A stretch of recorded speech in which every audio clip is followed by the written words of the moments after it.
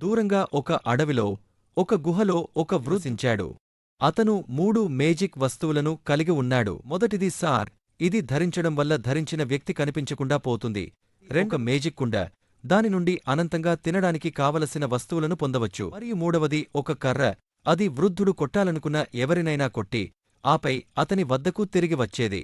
వృద్ధుడు తన 3 మాయా సహచరులతో చాలా సంతోషంగా మరియు సంతృప్తిగా జీవించాడు. దొంగ అడవి అంచున జరుగుతున్న జాతరకు వెళుతున్నాడు.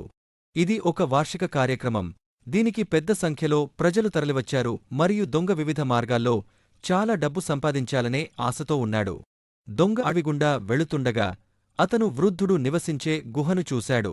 వృద్ధుడు తన గుహలోకి ఎవరో ప్రవేశించడం విన్నాడు మరియు త్వరగా తన మాయాజాలాన్ని ధరించాడు మరియు అదృశ్యమయ్యాడు. గుహలో ఎవరూ లేరని దొంగ నమ్మలేకపోయాడు. ఎందుకంటే అతను గుహలోకి వెళ్లే ముందు అతను ఎవరో చూశాడని ఖచ్చితంగా భావించాడు మరియు ఎవరూ దాచడానికి స్థలం లేదు.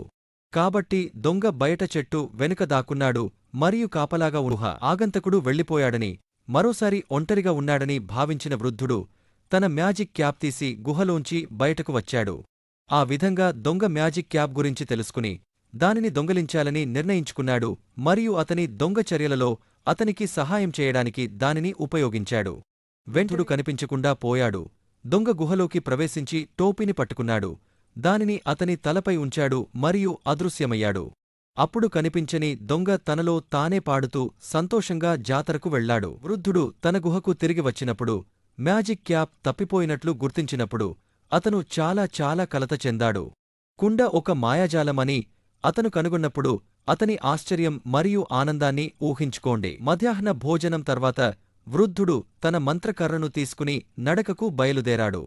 దొంగ గుహలోకి దూసుకెళ్లి మంత్రకుండను పట్టుకుని వీలైనంత వేగంగా దానితో బయలుదేరాడు. వృద్ధుడు మాయాకుండ తప్పిపోయిందని తెలుసుకున్నప్పుడు అతను నిరాశతో నిండిపోయాడు. అతనికి ఇప్పుడు తినడానికి ఏమీ ఉండదు మరియు అతను ఆకలితో చనిపోతున్నప్పుడు అతని మంత్రకర్ర అతనికి ఏమి ఉపయోగపడుతుంది? కొద్దిసేపటి తరువాత మధ్యాహ్నం ఒక గొప్ప యువకుడు అడవిలో వేటాడేందుకు బయలుదేరాడు. అతను చాలా నిరుత్సాహంగా చూస్తూ ఒక చెట్టు కొమ్మమీద కూర్చుని ఉన్న పేద వృద్ధుడిని చూశాడు.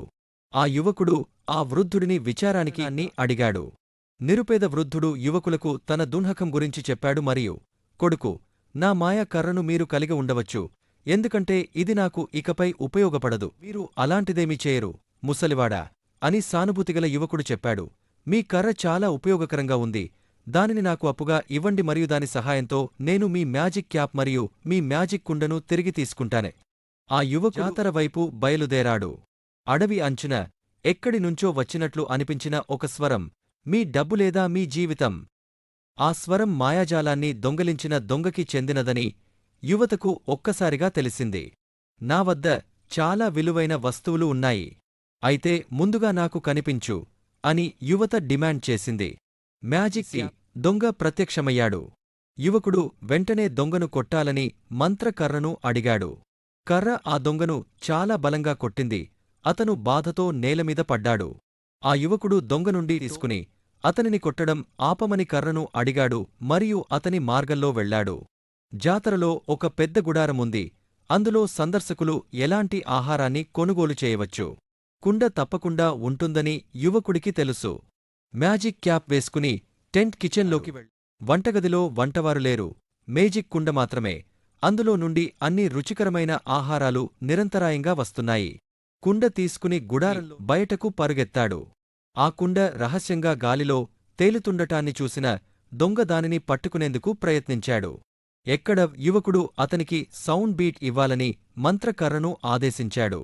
యువకుడు గుహకు తిరిగి వెళ్ళి అందులో వృద్ధుడు నివసించాడు మరియు మాయాకర్ర, మ్యాజిక్ కుండ మరియు మ్యాజిక్ క్యాప్ను తిరిగి వృద్ధుడికి. వృద్ధుడు తన 3 మాయా స్నేహితులను మళ్లీ తిరిగి పొందడం పట్ల చాలా సంతోషించాడు.